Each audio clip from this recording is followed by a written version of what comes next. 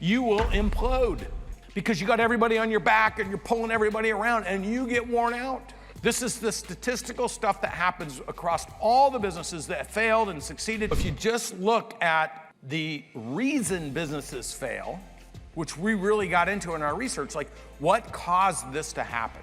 And see, the three forms of leadership is me leadership, because when I'm the boss and I'm pushing and I'm all by myself and I got to show up every day and I got to make things happen and I got to go find people and I got to be the example, that's me leadership. I need to have me leadership. But then now I've got 3 or 4 or 5 other people that I'm nurturing and the business is growing. Now it moves to we leadership. Like they have to model and mimic and master what I've done, or otherwise they undermine what I did. So if I bring my 3 guys in, I'm training them, my gals, I'm working with them, we're all aligned, and then I splinter off and each of those people get 3 people, and they're like, yeah, all the stuff that they were doing before, let's forget about that. I'm gonna show you a new way to do it. And now you have 3 different leaders doing things 3 different ways with 3 different people underneath each of them. Now you have a cluster effect of everything working against themselves. Would you agree with that? So you can't allow that. So you have to explain to people, like, this is what we're doing. This is why we're doing it. This is who I put in charge. So you move from me leadership. I got to get up. I got to keep pushing. I got to not be worn out. I can't be afraid. I got to be resilient.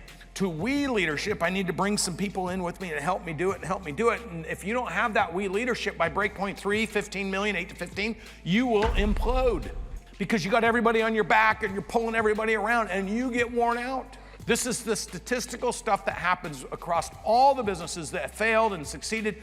Like you ask a business, what allowed you to succeed? Well, I call it the rule of 3. I had 3 leaders in the business, me and 2 others. And if they didn't have that between 8 and 15 million, they'd collapse. So we know now that you need 3 leaders by the time you're at 15 million in revenue. You need the visionary, the person who's not bogged down in the details, the person who's not like, oh my God, it's so hard, I can hardly breathe.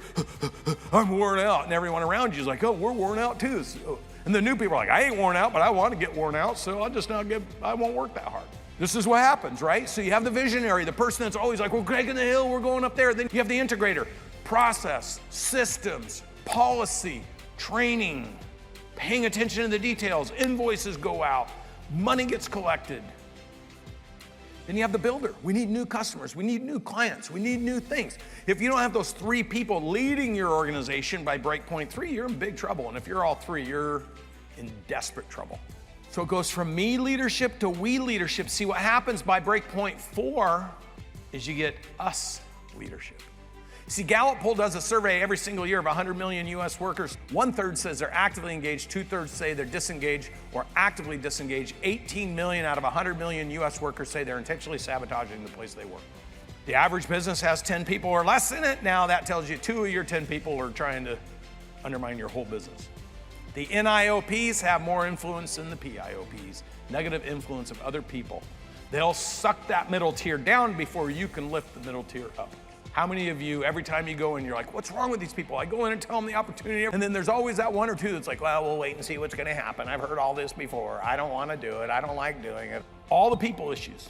It takes a lot of leadership to stay above that. But guess what? When your business is in breakpoint 3, 4, 5, and you're winning and you're conquering and you're not doing 3 million, you're doing 30 million, or you're doing 75 million, and you don't have 2 people, you got 20 people and they love it, and then you hire the one that's gonna try to undermine, they'll get rid of them for you. That's the us leadership. That's the place you want to put your company. That's where scaling and remarkable profitability, when you get so many people that are fighting to win together, that when you accidentally bring the one in that somehow got through, your organizational culture will spit them out because it's too uncomfortable for them to be there.